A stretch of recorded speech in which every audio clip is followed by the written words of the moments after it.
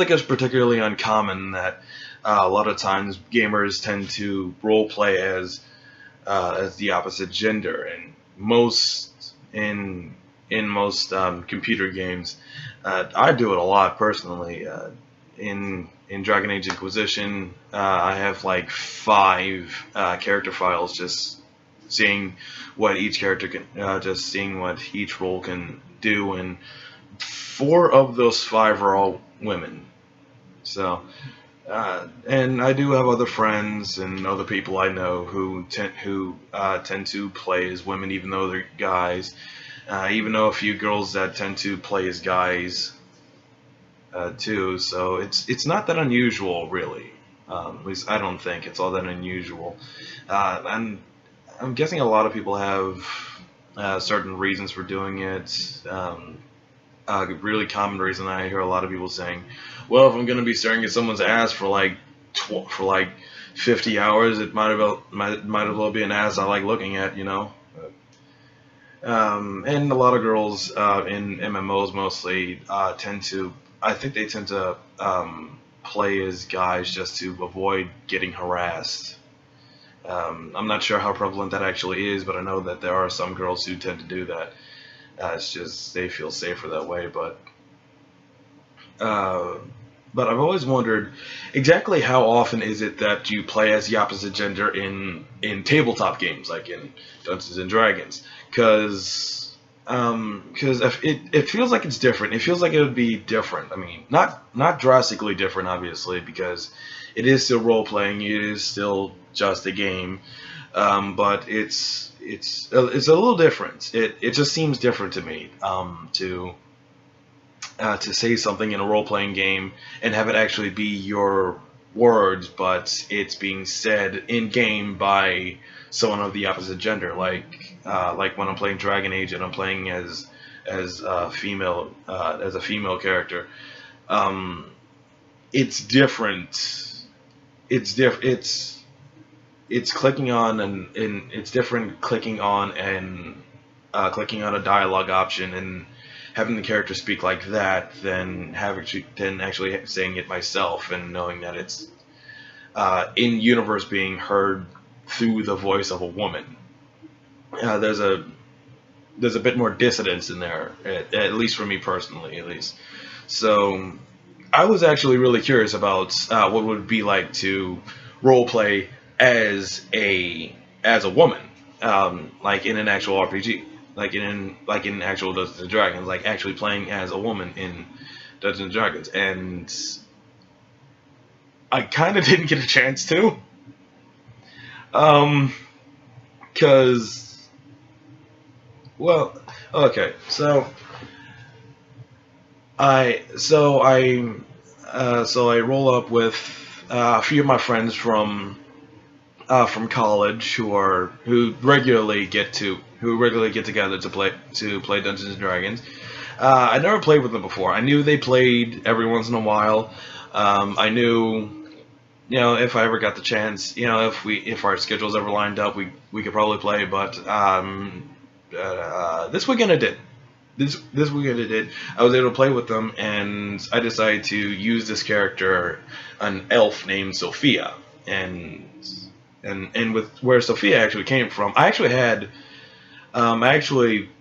typed up the character sheet for Sophia a while before I actually got into this game. I actually came up with Sophia while I was actually playing another RPG called Kingdoms of Amalur: The Reckoning. And if you don't remember Kingdoms of Amalur, I wouldn't be surprised, because it was kind of one of those flash in the pan games. It came out, a few people played it, and everyone immediately forgot about it. It really wasn't that memorable of a game, and it was good. It was good in parts, but I would generally be surprised if too many people actually remembered this game all that much. And it's not because it was a bad game. It was a good game. It's just it could have been better, I guess. It was really middle of the road, and And honestly, yeah, I think if the series had kept going, it could have been like a real it could have been like really it could have been a contender for the high fantasy role playing genre. As it is, I think the developers actually went bankrupt after Kingdoms came out. It was the first and last game. It's hilarious. Well, sad and hilarious, but but the character I ran through most of the game with, I think like a lot of RPGs, I started up multiple characters to do different things and see what I can get away with. But the character I went through the entire story with was a female elf named Sophia, and she was a mage, and she was a mage, and the way Kingdoms worked, it was you could kind of build your character off from scratch. It didn't have a standard class system where you just choose a class and that's the abilities you can use for the rest of the game. You kind of had to pick which abilities you can use and were assigned a class based on that. It was actually a really cool leveling system. And obviously I stuck mostly to the mage path, but I also put a few points in stealth, and which so basically Sophia, her main skill was casting spells, but she could also sneak and steal, and she could pick locks. Um, I know there are classes where it combines the mage and the thief a little bit. Spell cloaks, I think they're called. They're basically magic. They're basically magic thieves. So I didn't go that far with Sophia. It's just she was a mage who happened to be really good at sneaking and stealing. Um, I mean, I gave her daggers as an offhand weapon, so she could backstab enemies too. But it was mostly the magic with her, and I don't know how many other people do this, but when I'm playing as a character in a role playing game that you can make yourself, I actually kind of come up with a I generally tend to come up with a backstory for the character if a definitive backstory isn't given for them, and sometimes even then I'll add things to their backstory from before the game started to well, mostly it's just fun, it's just inside my own head, but also just to, I guess, kind of give me more of a connection between the character.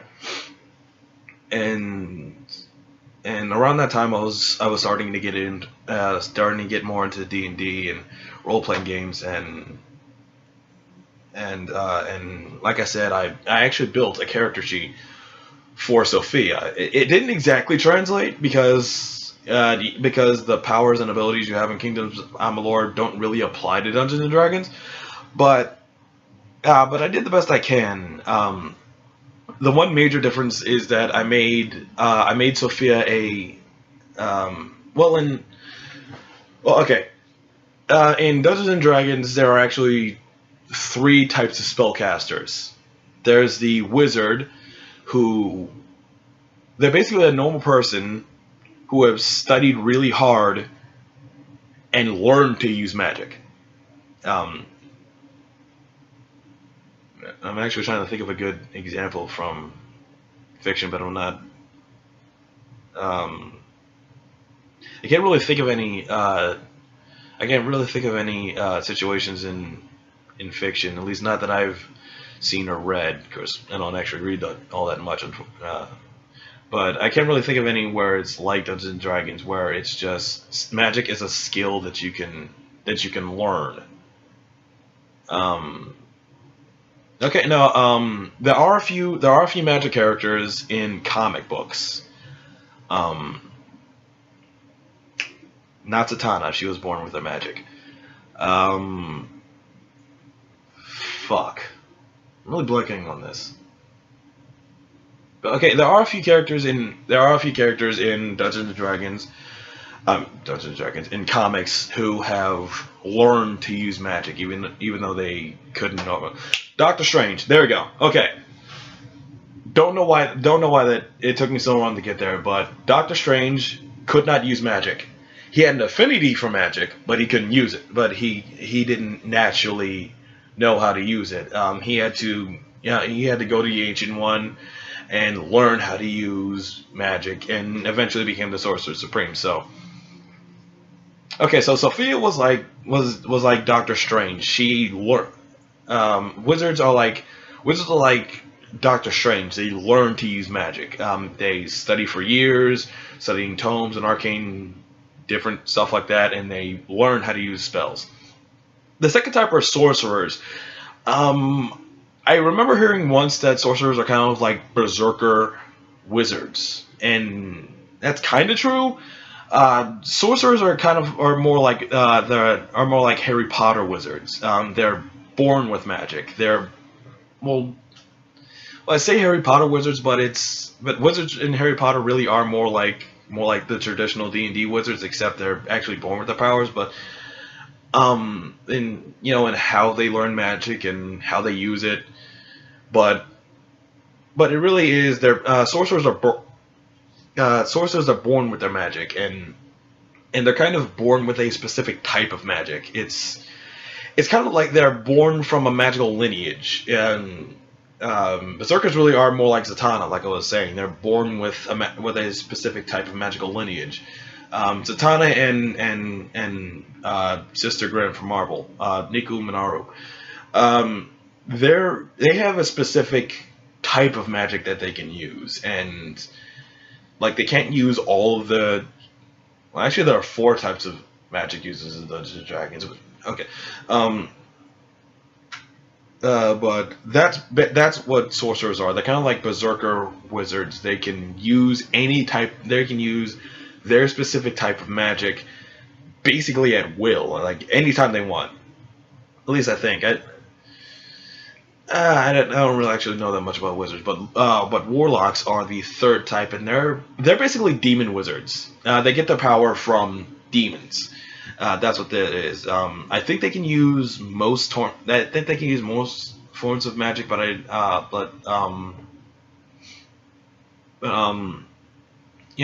that's where their power comes from. It comes from evil and demons and shit like that. Actually, there are 5 types of magic users in Dungeons and Dragons. I'm fucking stupid. Fourth type are obviously clerics. I can't believe I actually forgot them. But clerics are essentially the opposite of warlocks. They get their powers from gods, and most of their powers are healing and protective spells and magic. And the fifth type are druids. Druids are essentially they use nature magic. That's what their big thing is. They draw power from nature and nature spirits, and they're hippies basically. They're magic hippies. That's what druids are. And the thing in Sophia was basically she was a wizard. I invented her as a wizard, and I actually came up with a whole backstory for her. Sorry, I'm getting over a cold. And there are actually different schools of magic. There's divination, illusion, enchantment, invocation, necromancy, all sorts of stuff.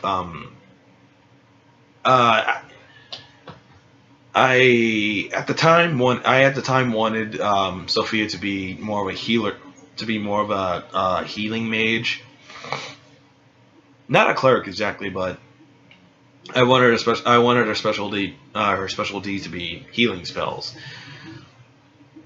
And healing spells are mostly in the realm of abjuration. Abjuration is more healing and protective spells. For whatever reason, I'm not sure why, I think the character generator I was using, because I didn't have a book at the time. I think the online character generator at the time I was using.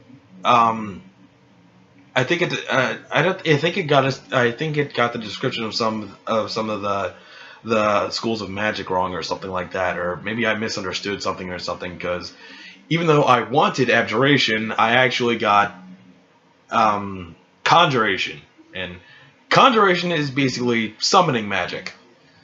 So I wanted her to be healer, turned her into a summoner instead. It's it is fine, really, but kind of messed up my plans, but for her, but it gets to it. What I wanted for her could still work. My basic idea for Sophia was that she was essentially sold into indentured servitude to a asshole wizard. That was the basic idea of my backstory for her. She was sold into servitude. She would learn magic, but she would also essentially be this guy's slave. It isn't technically slavery, because as long as she's working for him, he's paying her parents. That's basically the deal. But he's a complete asshole and mistreated her for most of her life, and the reason why she was so good at sneaking and stealing and roguish shit is because she kind of had to be. She had to steer clear of this asshole. She had to sneak around and avoid him whenever possible. Steal food because he barely fed her. She had to learn how to pick locks and stuff like that. And eventually she got so good at sneaking. She eventually, she sneaked out, ran away. And that was basically my idea for the character, is that she was really horribly mistreated, but she learned a lot and she got really good at magic, and she spent her entire life in this awful tower, this awful place, and now that she was free, she wanted to, see new things, find new things, learn new things. And that was going to be the point of her adventuring, looking and seeing new things. I guess I could have, if the campaign had actually gone long enough, I maybe could have, maybe me, the DM, could have involved a story where maybe she finds her parents and talks about how they basically ruined her life just to make theirs easier, because that's always nice. One thing I wanted about Sophia is that she wouldn't be like bitter. Like, she wouldn't be like bitter and angry at the world. You know how characters like that usually are. Like, she doesn't trust anyone. She's really angry. She stays by herself. She's a loner. All that shit. No, Sophia was social. She was happy and exuberant. I guess a good example would be kind of like Aerith from Final Fantasy VII. It's like, yeah, she grew up in the slums of a giant industrialized nightmare city. Midgar. I imagine growing up in the slums of Midgar was not fun, but she was still a genuinely good, upbeat, happy character. And that's kind of what I wanted for. That's kind of what I wanted for Sophia. She would be happy, but she'd know shit was messed up. Like, the world was not a good place, but she would try and make it a good place by being happy and helpful and saving people and being a hero and stuff like that. That's basically what I had for Sophia. So like I was saying, when I found out that some of my friends were doing a session one weekend, I came up to them and said, "Hey, I've got a character I wanted to try. Maybe I can sit in." And they said yes. So I came in. I got Sophia. I had to slightly redo her because The character sheet I made, it was for the Pathfinder system, and they were playing D&D 3.5, and 3.5 and Pathfinder are similar, but there are some differences. So I had to make some slight adjustments. One adjustment I learned, which is kind of bullshit, is that if you're trying to give skills to a character that are outside of their class proficiency, like I said, Sophia was a mage. Sophia was a mage who could sneak. Here's the thing. In D&D, mages don't sneak. That's a thief thing. Thief and bard thing. They sneak. Mages don't sneak. Wizards don't sneak. So, making her a wizard and trying to give her points in stealth and sleight of hand, and I wanted to make her honest. So I wanted to make her like almost stupidly honest. So I didn't give her any points in bluff. Like, I want her to be like genuinely bad at lying. I just thought that would be funny. And also kind of ironic because of all the sneaking, but I wanted to be genuinely bad at lying, and I thought that would be funny. So I tried to put points in stealth and sleight of hand, and again, using a character generator, an online character generator, I found out that if you try and put points into a skill set that your chosen class is not naturally proficient in, it halves the points. I put 3 points in stealth. I put 3 points in sleight of hand. Both times came up with 1.5 in each. And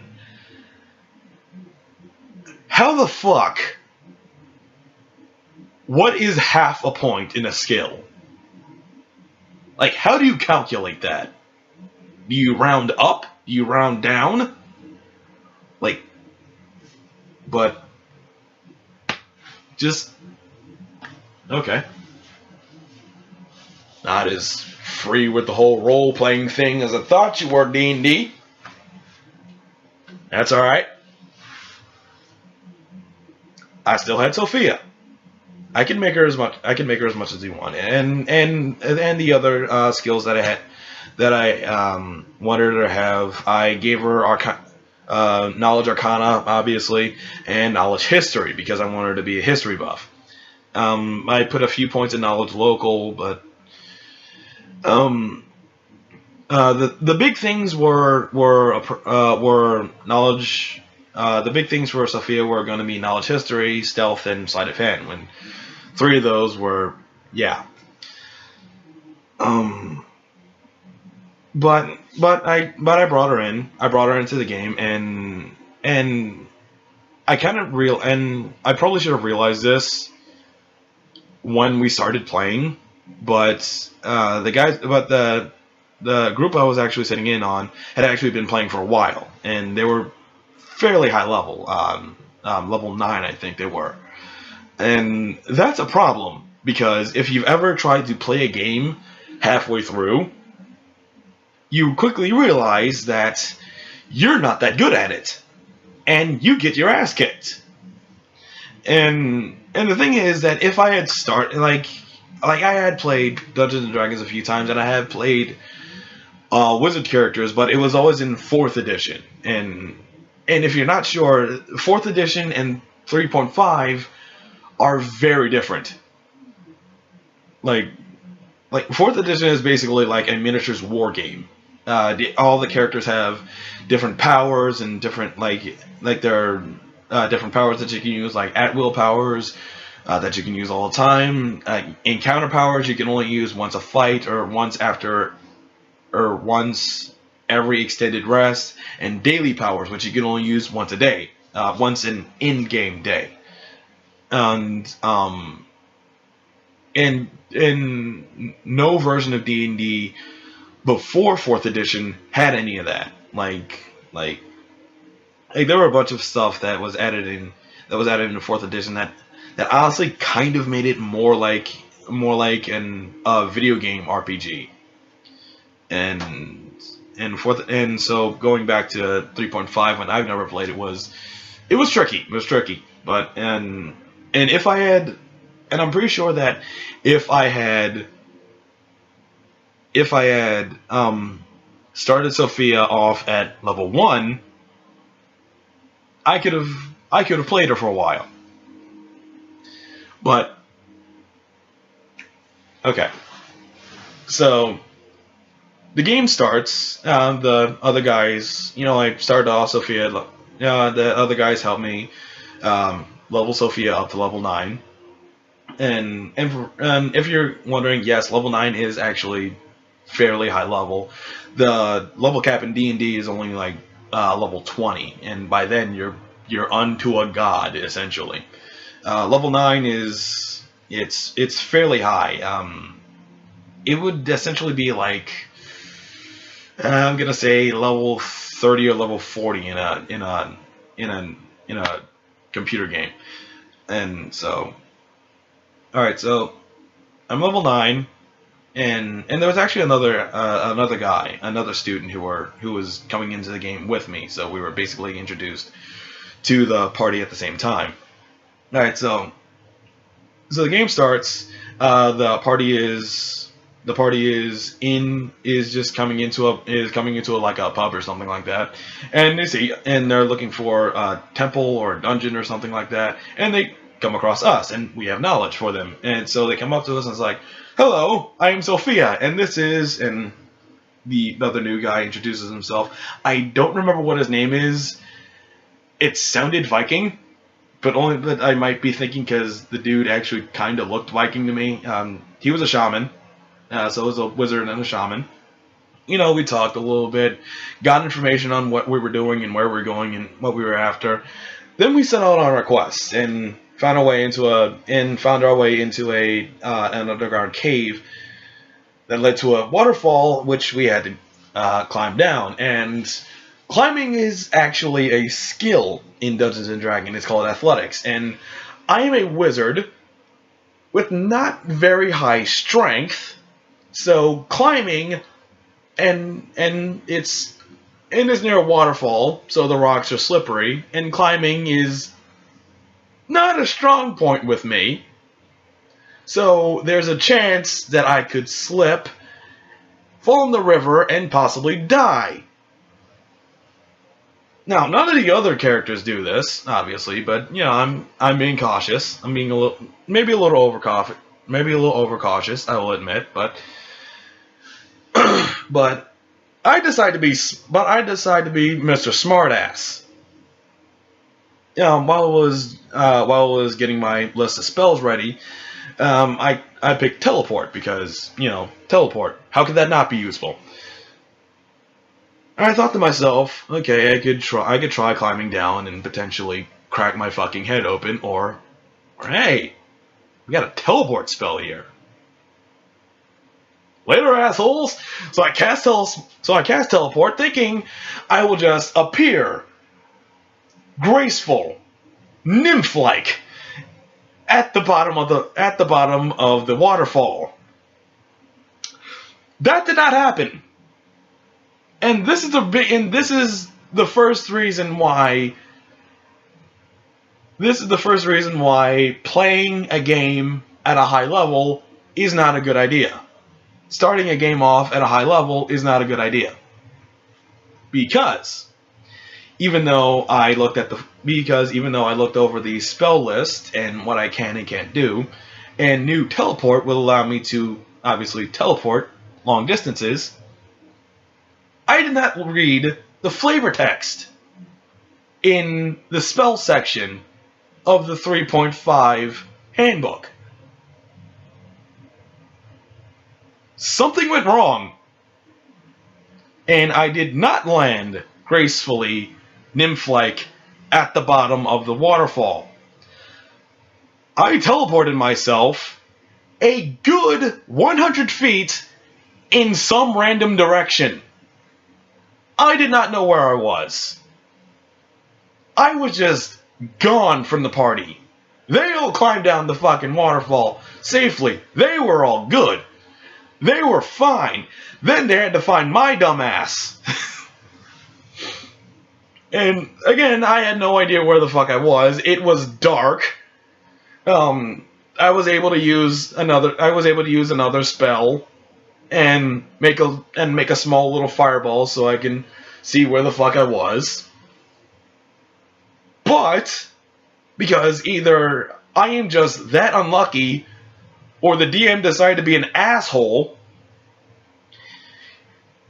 there were bugs all around me at this point in the cave, and they were biting me, and they were doing damage. So if I just stayed there, they would have eaten me. So I just ran in the direction that I thought the party was.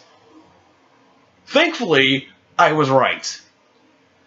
I ran towards them, and all of the fucking bugs that were trying to eat me were following. So I'm running my cute little elven ass off right now, trying to not get eaten by bugs. And guess what the party decides? Oh, they're gonna help me. They're gonna help me. Here's how they help me. The ranger, who in real life didn't like me. I use the word friend, but it's loose. Like, I knew the guys. Some of them were my friends, but most of them were just other guys that I went to class with. Some I didn't really have classes with. Some I did. And this one guy in particular, who was a ranger, didn't like me. Didn't like me in real life, and didn't like me in the game. The thing with rangers in 3.5 edition, which is actually kind of cool, is that they have a special they have two special skills called favorite terrain and favorite enemy, and they gain bonuses whenever they're either fighting in their favorite terrain or against their favorite enemy. And of course, his favorite enemy was elves. So he decided to take out his bow and arrow, knotted some dynamite onto it, take aim, and shoot the bugs. Now I am just yelling at him, "Don't fucking shoot me! Don't fucking shoot me! Don't fucking shoot me!" And he blows his roll, actually. Like, he blows like a 2 or a 1 or something like that. So I immediately go, oh, good. Then he shot me and I blew up. No, actually. Skill shots in D&D are actually kind of funny. Because if you roll a low enough number, not only will you miss, like if you're throwing something, for example, and you roll a low enough number, not only will you miss, you will, like, throw behind you. Like you're winding up and you'll actually let go on the backswing. And that's what kind of happened here. He knotted the arrow, and he got like the 2 or the 1 or whatever it was. And when he tried to let go, the arrow fell at his feet and blew him up. It did some damage, not a lot, but it did some damage. And I don't know if it was him or another character who had a bow and arrow. I think it was another wizard. I actually don't remember everyone who was in this party, or who they all were. But I think it was another wizard threw a fireball at me, or behind me, to kill all the bugs that were chasing me. And it worked, surprisingly. And I just ran the fuck forward with a huge fucking massive explosion behind me. And it was pretty cool. But that was kind of the first hint that I was not going to do very well in this session. And I didn't. It was a fucking disaster. Um, but no, it was. So we traveled. So we traveled along a little bit more, and we actually found the temple we were looking for. And we were looking around. We found this massive fucking door, and one of us just tried to touch the door and tried to open it, and like these three fucking wraiths or something, like these ghostly apparitions, just rose the fuck up out of nowhere and started attacking us. And that was our first real bit of combat. And and again, I wanted to be smart. I wanted to be strategic and use all my spells right. Except I really didn't know. Again, I didn't really know what all my spells did. So like I did one smart thing in the two combat situations we were in. I did one smart thing. I used a special armor spell that's the thing with the race is that if they touch you, just touching you will actually damage you. And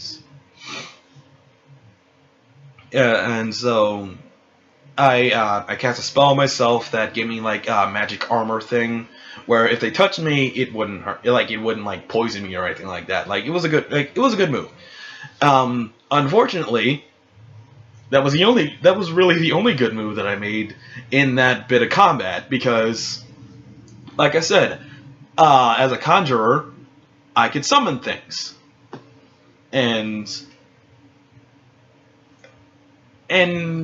I decided to summon a celestial being, and there are levels to spell casting. The highest level is level 9, but the way spellcasting levels work is different than character levels. The highest character level you can get is 20, but the highest spellcasting level you can get is 9. But you don't get to 9 until you get to 20. So at level 9, I believe I had 4th level spells, and in each spell level, there's another level of creature summoning. Like at 4th level, I can you can summon bigger and bigger things as you level. And I decided to be conservative with my spell leveling, so I actually used a level 3 summoning spell, because if there was real serious shit, I knew I could bust out the level 4, to summon something really badass. So I summoned the level 3, and what I summoned was a level 3 celestial griffin. And celestial creatures have advantage over undead creatures, so that seemed like the smartest thing to do. So I summoned my celestial griffin. The problem is, again, I'm not sure how this all works, so I fucked up again. All creatures in Dungeons & Dragons have sizes. There's small, medium, and large, and like extra large or giant. Most humans are medium size. I summoned a large creature. Now, I don't know if I wasn't paying attention when the DM described the hall we were fighting in. Maybe I didn't see that the griffin was a large creature. But because the griffin was a large creature, it couldn't move. It was stuck in the tunnel. My big advantage was to block the fucking tunnel. I just wasted a turn summoning a creature who couldn't move. Kill me! No. I mean, we got through. I was actually able to help a little bit, What spells I could use, I used them well. I had a rapier, stabbed a few things. You know, we got out fine. We survived, and then I banished Bachbeak. I know Bachbeak was a hypocrite, but yeah. And then we went forward a little bit more, exploring more of the temple, more figuring out what the hell this thing is, what awesome treasure it has, and then we came across these dudes in robes, just these 5 dudes in robes. It's like, well, shit, this does not look good, and it was not good. Apparently, the temple that we are currently in is controlled by a cult. So now we have 5 potentially extremely powerful cultists to fucking deal with. So again, I used what I could. I had, like I said, I had really high knowledge history, so I gave us some information on what these guys are, what they can do. Helped us a little bit, but not a lot. And then the druid had a spell that basically allowed us to read our enemy's mind. That allowed him to read his enemy's mind. So he used that, and for the cultists were like, sacrifice, sacrifice, sacrifice, and the 5th one was like, I'm really hungry right now. It's like, and actually a couple of us actually came to the conclusion, oh shit, they're gonna eat us. No, they were just gonna sacrifice us, but it's just this one guy happened to have missed breakfast. That was fun, and that was actually the end of the session, and and we went home, and if I was smart, I would have downloaded a PDF of the 3.5 edition handbook and learned more about what each spell does, so I actually know what the fuck I'm doing. I am not smart, so I didn't do that. And also, I didn't actually know where to find a PDF, but I mean, I could have done something. I don't know.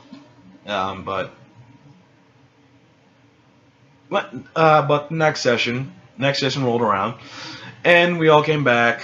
Started off right where we left, and we immediately engaged in combat with the 5 cultists. And I died the first turn. Not kidding. Well, no, not the first turn. Not the first turn. I stayed in for a grand total of 2 turns. I moved, summoned a celestial bear, which was smaller and could actually fucking move. Summoned a celestial bear, put Gentle Ben right in front of me. Meat shield. Celestial meat shield, so he can tear these undead cultist assholes apart. And then one of them used, I don't even fucking know, like fire spouts or some shit like that. It wasn't burning hands. It was like a burning jet stream that just charbroiled us. My fucking bear got incinerated instantly, and I took a shit ton of damage. And I died pretty much instantly. Admittedly, I probably should have used the magic shield again. I didn't think I needed it so soon. I mean, I had my bear with me. I had a giant fucking celestial bear. I figured he could do some shit. But no. And it isn't even really the damage. It was the fact that when you take damage, you take damage from magic, you can save throw and maybe mitigate some of the damage. Didn't happen. I took damn near the full brunt of it. Almost everything. just BAM! Like a wall of fire. Just fuck, and I'm dead. And like the guys, they tried to help me. You know, like I actually had fairly low constitution, so like they decided, I'm new at this. I've only been playing for a few weeks, and this is actually the first time I've ever played three. I've only been playing for a few weeks, and so they decided to help me out a little bit. Retool some of my stats, replaced my charisma score with my constitution score, and my charisma score was slightly higher. So they redid that, recalculated my hit points. I was still dead. So I was like, I'm dead, and went back. It's like, I'm dead, and walked away from the table. That was it. That was Sophia. That was Sophia's journey. 2 battles, and she's dead. That was, I was so mad. Like I realized I wasn't going to be able to play every session with these guys, but, like, it was my second fight. But that's what happens, Spend a lot of time conceiving a character. You think, oh, all the merry adventures we're going to go on, and they died in the second fight. Hell, there are guys who have died in their first encounter, who have died in their first combat encounter. It takes practice. It takes practice. Maybe if I started Sophia off at level 1, worked my way up, learned how to use spells better, because this is actually my first time ever playing a spellcaster. Again, in 3.5. No, actually, this is my first time ever playing a spellcaster. Yeah. And it happens. It happens. Never really got to roleplay as a woman. I might as well. I didn't really get to interact or roleplay at all with anyone really, so my gender really didn't matter at that point. I don't know. Maybe someday. Maybe someday I will actually be able to roleplay as a woman and see what that's actually like. But for now, I mind no mercy. I'll see you guys later.